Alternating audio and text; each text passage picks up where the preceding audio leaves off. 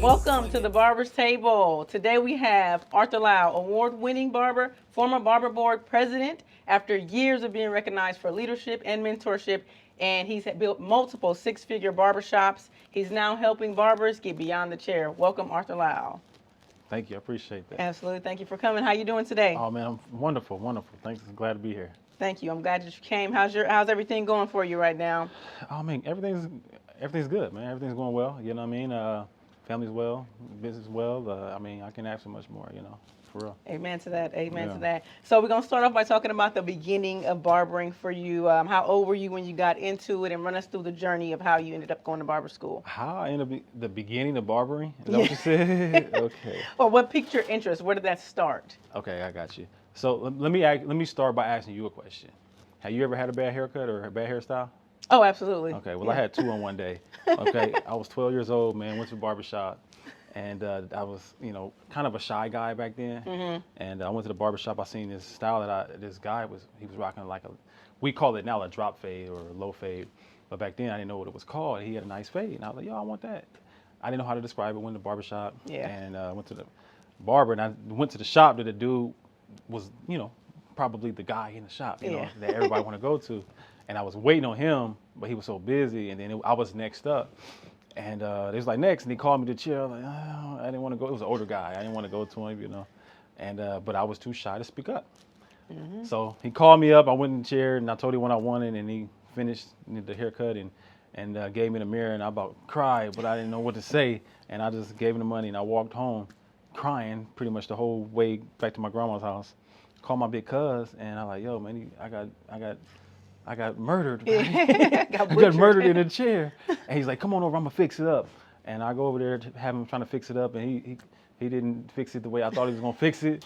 So I just ended up, the end of the day, man, I just went home. I found an old pair of wall clippers in my grandfather's toolbox. It was all beat up, oiled off from tools and stuff like that. And I just buzzed myself off away one level. And that was the start of my barber career, to be honest. I was 12 years old. And then I started cutting my little cousins and brothers and friends, and that's how I became interested in barbering, I guess. Okay. And finished high school, man, and just wasn't nothing working for me. You know what I mean?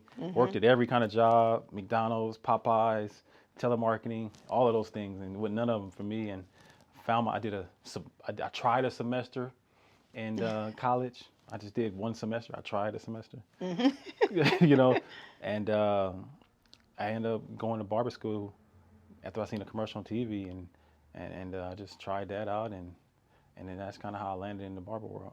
Nice. So you've been a master barber. When you were in school, was it still considered master, or was it considered regular barber? Well, it was considered regular barbering, but the term master barber came from, well, I'm not gonna say where it came from, but for us, it was more of like mastering your craft over time. Okay. Yeah, it wasn't necessarily like a barber then a master barber, as in like it was a real thing. It's more of a saying. It's more of an accomplishment of your time put in. Okay. Not so that's so why much. now they separated though. Oh, I don't know. Oh, you like I don't know. Yeah. Because when we were in school, when I'm 2018. Okay. CHD, I think the second to last class that actually put on your license master barber instead of licensed barber. Yes. So now it's a different category. That's yeah. cool. Okay. And what they did was for us, they reduced the hours and they reduced the education for the people who came in our regular barbers now. No way. Okay. So now, in Nebraska, I don't know if any schools are offering the master. I haven't looked into it, but I know at the time, CHD was the only one that they had stopped. So basically, they're getting kids in and out a lot quicker because now they do strictly 11 to 12 months. The amount of hours, I did 2,100 hours, and now I think it's 1,800. Yes. Yeah, so that's the biggest thing now. But I don't really know the true benefits of the difference besides like on my license it says master. Well, I remember when they changed it here to the hours, they changed it because somebody petitioned the hours. Okay. In fact, I was on the board at the time. That was more of a petitioning thing. Like they was trying to deregulate the industry. They're still trying to deregulate the industry. I don't know if you got the email recently. Oh yes. Trying to say like having you pay taxes on the services and things of that nature. But that's people that are envious of our industry, and they're trying to for whatever their reasons are, They're trying to like deregulate the industry. And I mean, if you look at it, you can see it happening in so many ways, indirectly but slowly. Like now, for an example, a couple of years ago, they passed a law where you don't have to have a license to do do locks, Yes, or to braids. braids. You know what I mean? And then now you got a lot of people showing up. They got these salons or shops where they doing braids only, but they don't have the education. They don't know. They can't teach you about scalp, hair, shampoo, and Cleanliness. cleanliness. So, but that's kind of what when I say they, the enemy, the enemies of the industry, they want to put that out there so that you can soon get enough complaints and then the industry can be deregulated because they don't have control over it, especially here in Nebraska because, in Nebraska, I don't know if you know, but our industry, the barber specifically, the barber industry is ran by barbers. And that's not normal for most professions. You know what I mean? It's a board of, professionals essentially. But the barber board is, ran by barbers. And, they hold it to a high standard. Even the cosmetology board isn't only barbers. It's a collective amount of people. And then, because of that, the barbers hold the barber industry to a higher standard. And because of that, they don't like it. Yeah, it sucks.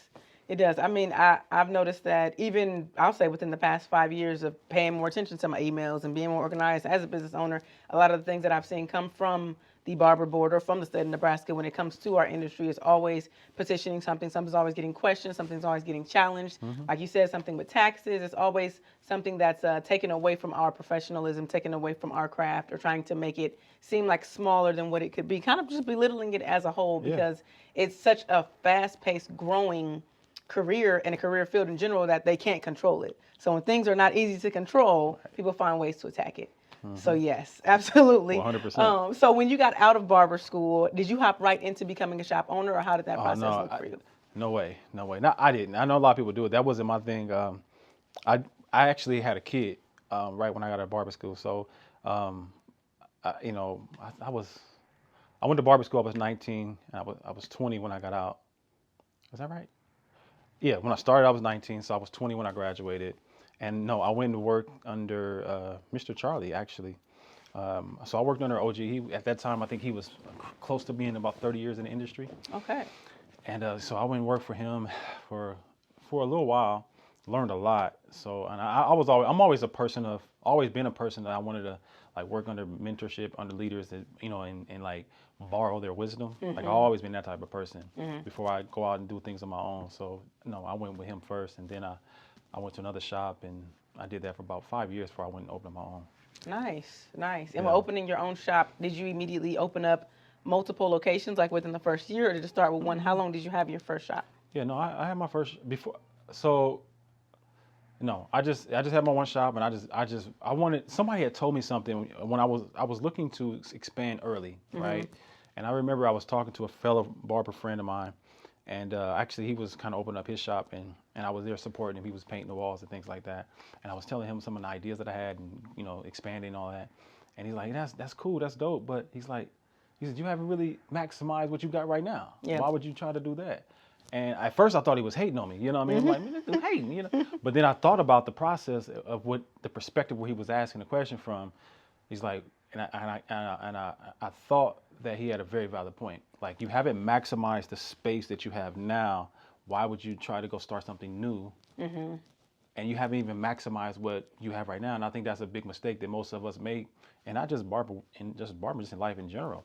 Like, we are in places that we haven't even maximized the capacity or the potential. And you try to do something different in a different lane or a bigger lane, and now you are double-minded. Essentially, you're doing too many things. And you think you're able to juggle multiple things, or multitasking, that what they would say. And I figured with that advice, indirect advice, I took to that, and I did. I honed in on what I was doing. I made what I had bigger, and that grew, and then opened up a lot of opportunities for me by doing that, by just being humble enough to not take that information as hating and looking for the fruit of it. And then, I planted some nice seeds with that. I love that. That's crazy you said that, because I can relate to that specifically. I recently remodeled. This This remodel actually is about to be a year old with this. This all was rooms. I knocked the walls down and opened up and added more chairs. Dope. And before doing that, I was interested in getting another location. But I wouldn't say anyone in particular told me. I kind of just had to really sit down, humble myself, humble my thoughts, because I also have ADHD. So I'm running at 100 miles an hour, and I was like, maybe you should really sit down and figure out what you can do to, like you said, maximize the space you have now. And I'm like, expand it. Why not expand it? I'm in a space now where I've already built another crew. I've been able to organize the barbers that work with me. I've been able to sit down with them and have team meetings and explain to them my expectations. I finally have a crew that's actually respecting the expectations and adhering to how we run as a business. And it still feels like a baby to me. So there's no need for me to rush into jumping into 10 more things, which I could do with how my mind works. But I realize that by taking care of myself and my business is the best moving forward. Take care of what I have now in order before I can get or gain anything else, because it's just not, it doesn't look healthy for me right now. And I'm okay with that. I love that. And you know what's interesting? You said something, and I don't know if you caught it. Maybe you did, because you emphasized it. But it's what I call is a leadership trait in you that you just said. And you was like, when you said you got a team of barbers that work with me, versus many others say I got barbers that work for me. And that's a big difference in leadership. You know what I'm saying? Like working with you or working for you.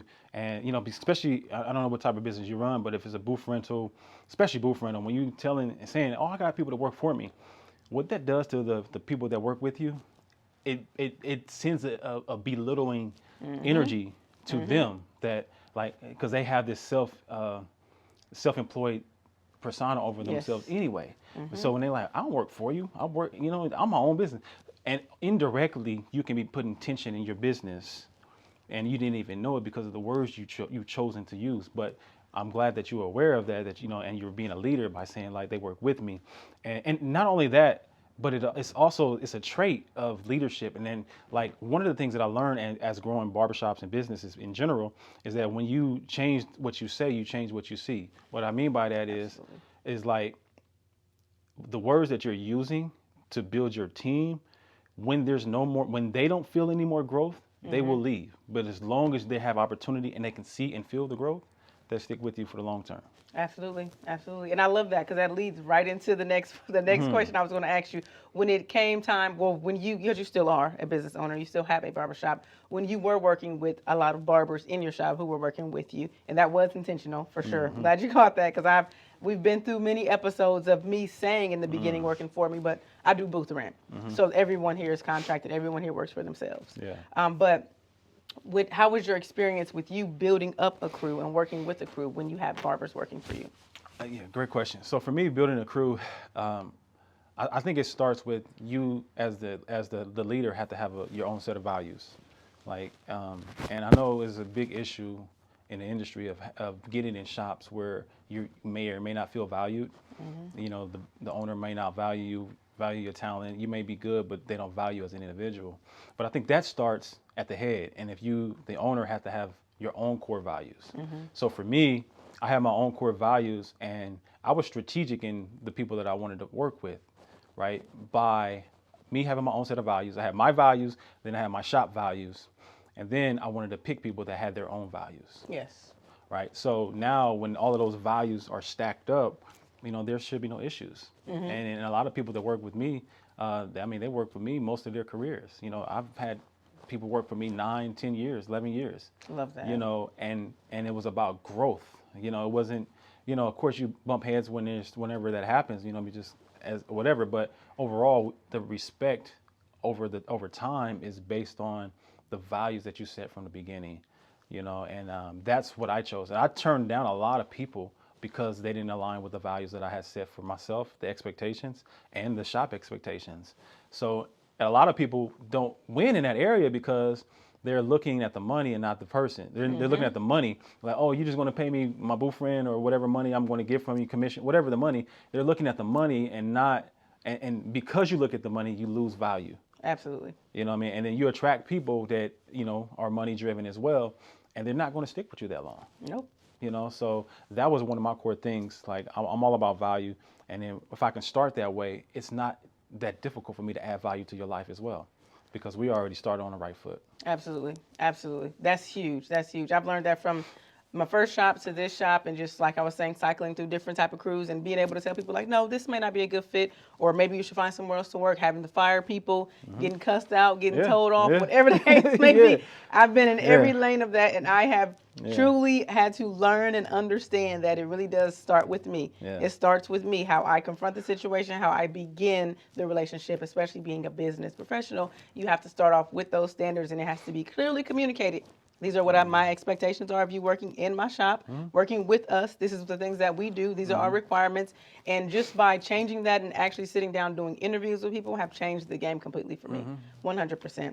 So I absolutely love that. So what does barbering look like for you now? Like, your name is out here in Omaha. It's been out here in Omaha for multiple years. As someone who is just amazing, you're a leader in our industry. What does it look like for you now? Because from what we see, you're hiding from us. It's how it feels. So tell us where you are. What are you doing? Like, how does that look for you? Yeah, that's crazy. That's a great question. So I was a little hiding, you know. But for now, and I tell you, before I tell you what I'm doing now, let me tell you why I was hiding, because I think it's important that I share this, because I want people to understand and to be aware of some of the levels that we all kind of may or may not go through, you know, on the journey. And like I guess this is like year 23 for me in the barber world. And so, you know, I went through a lot of different challenges, a lot of different successes, you know, and a lot of people think it's just always good. But it's not. It's not. Right about that. You know, it's not always good. It's not always great. And there are challenges, you know, and they think just because you're on the top that you're always on top, and you're not. Because the thing about it is like, one of these, the new quotes that I started to live my life by is, "This too shall pass." Right. And when I'm saying that, I mean, not just the good days, not just the good successful times, not just the bad times. Because this too shall pass. A lot of times people might misinterpret that and think, oh, I'm having a rough day or rough time, rough patch in my life. It'll pass. But also the successful days will pass as well. You know, so we have to be aware of that. So when you say, was I hiding? Well, I had some troubles that some resistance that I ran up against. And what I want to share is that, like, a lot of times what we were taught in this world was, when you get resistance in life, it's easy to run from it, because it's saying, oh, maybe that's not for me. Or like, oh man, nothing's working out. Yeah, well, maybe this is not my time. Maybe that's not for me right now. And what I learned and discovered over the journey in life is that when you meet resistance is telling you this is for you. Absolutely. And it's a reframe. You have to learn to reframe it. Now, is it difficult to get over the resistance? Absolutely. But you got to become the person that can. And that's what resistance is there for. It's for you to become.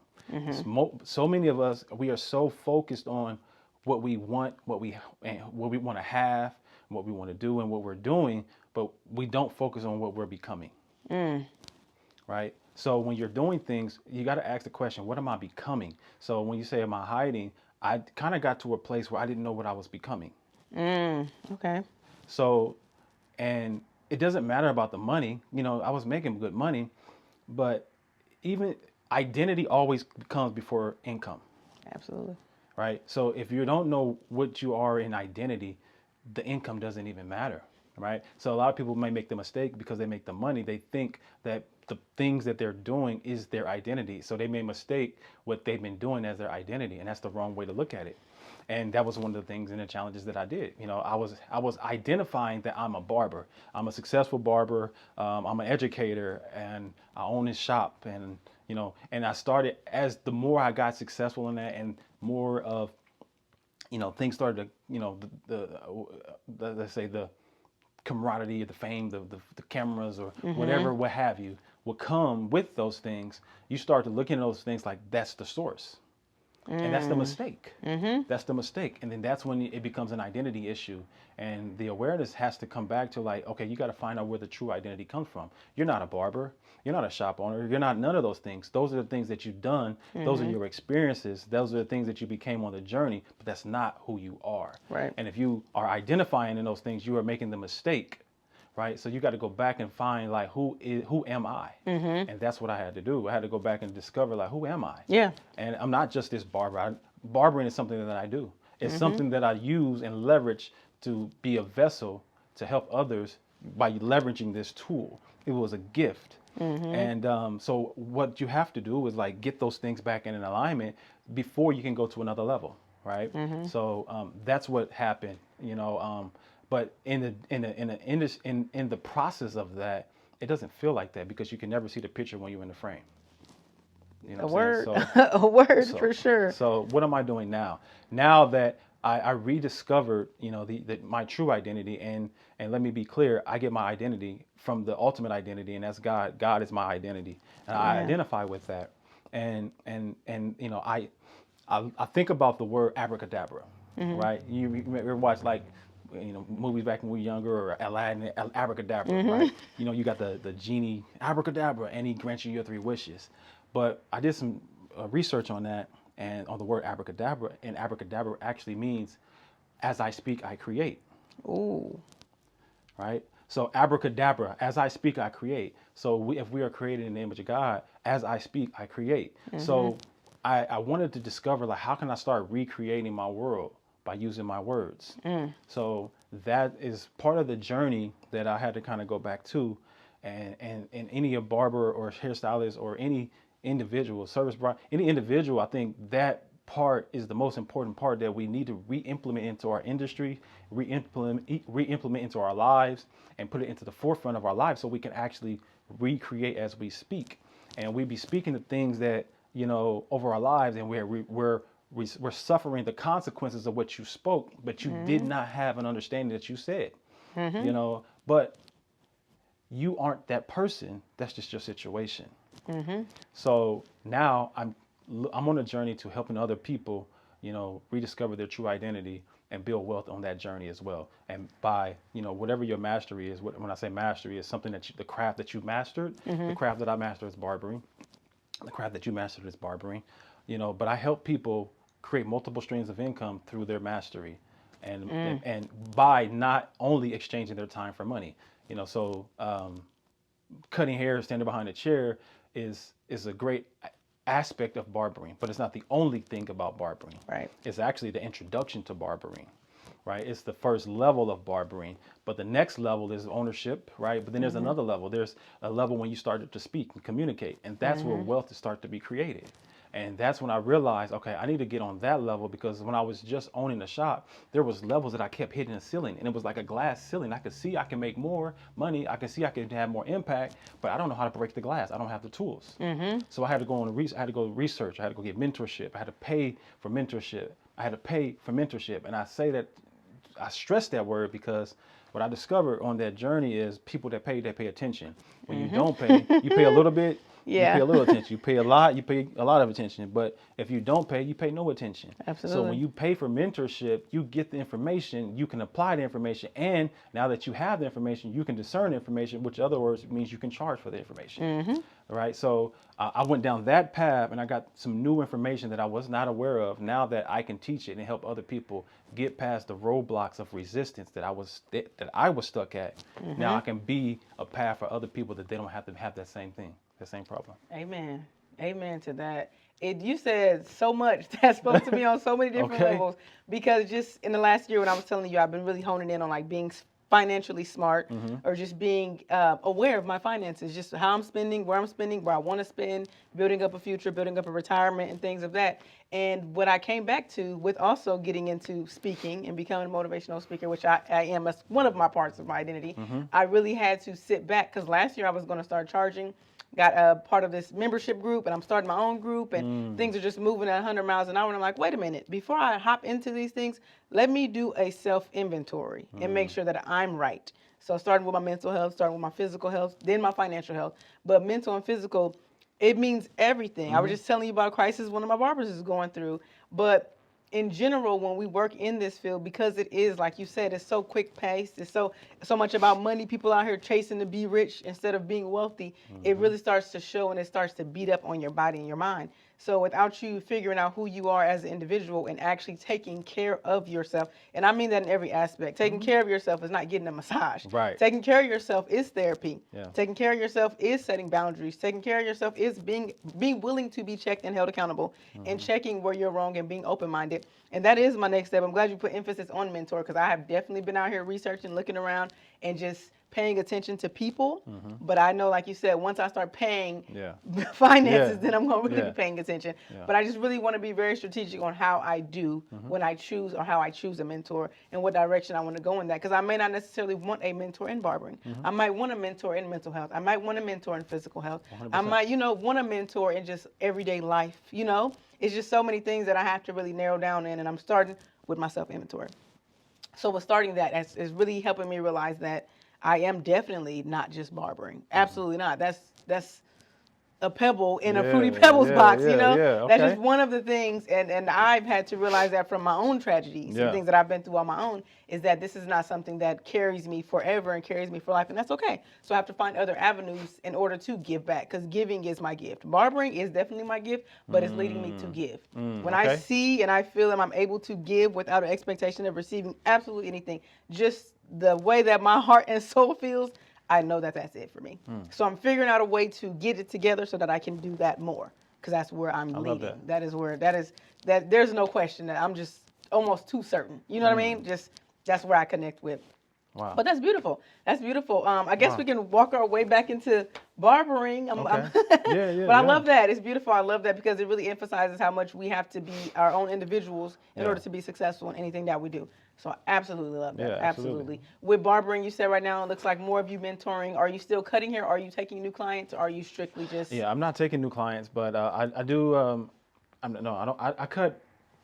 I think my purpose has changed in barbering as far as me behind the chair. Like I still cut behind the chair, yes, because that's one of the things one of the gifts that I have, right? And I'm gracious about the gifts that God has given me, And I used to overstep them in a fashion of like not utilizing my gifts and taking them for granted. But I'm not in that place in my life no more, right? Like I realize I heard someone say this. He said every seed, every deed is a seed.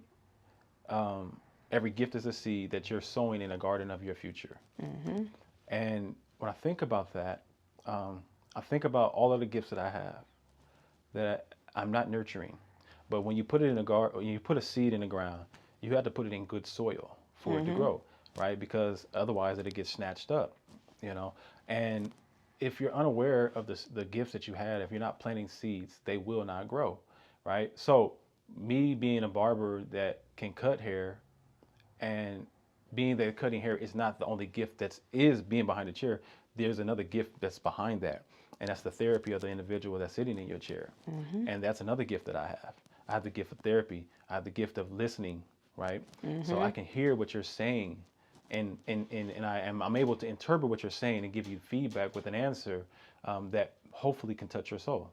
And that's not a gift that everyone has. It's not a gift. It's not a common thing. Yes, right. It's not. So as I grow now, I understand that these are all gifts, and I want to leverage them. But I do also understand that I don't want to get too carried away in a fashion that I'm exchanging more time for money, essentially. So I do it not for money. I do it for purpose. And so now here's the thing that I think about. If your chair stops, or if you stop cutting hair, and if you're not making money, you don't have a business, you have a job. So there's another principle that I stand on. Okay, so like, I mean, me cutting hair, yes, I cut hair, but that's not my business. That's something I do. That's purpose. Yes. So I think, like I said before, when you change, you say, you change what you see. So I still cut. I'm not open to new customers, but the people that I do cut, are normally by recommendations, referrals based, or what have you, or they've already been, a part of my inner circle for a longer period of time. But outside of that, I'm mentoring and coaching other people on how to monetize their skill sets as well. Nice. So where does one find you in order to seek mentorship or guidance or anything?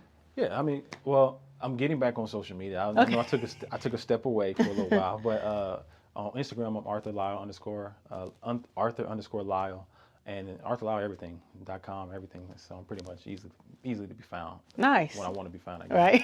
So. I love that. And last, I'll say, I know that you're into speaking as well as teaching. Is there anything that you want to share with the people that you have? Any events coming up or anything that you're doing where you're speaking open to the public or to the community? Yeah. So Yeah, if you're following me, and if you want to be able to, am I talking to the camera? Yes, yes. Oh, okay. Yeah. So, So if you're a barber or beauty professional or in the service industry, and you want to get from behind, make more money from getting behind a chair, or scale your business, or scale, your life in a fashion of where you're no longer changing your time for your money, you can connect with me on social media. I'll be hosting a lot of virtual events, and if I'm in your city or what have you, you can also book me and help you take your business and your life to the next level. So that's what I'll do. All right, and there we have it, guys. Arthur Lyle, Omaha, Nebraska. We'll see you next time. Appreciate you. Thank you. Hey, I love that. Yeah. That was good. Every time I'm posted, damn, I'm feeling fine. Big step of faith, you read the sign. Yeah, I'm a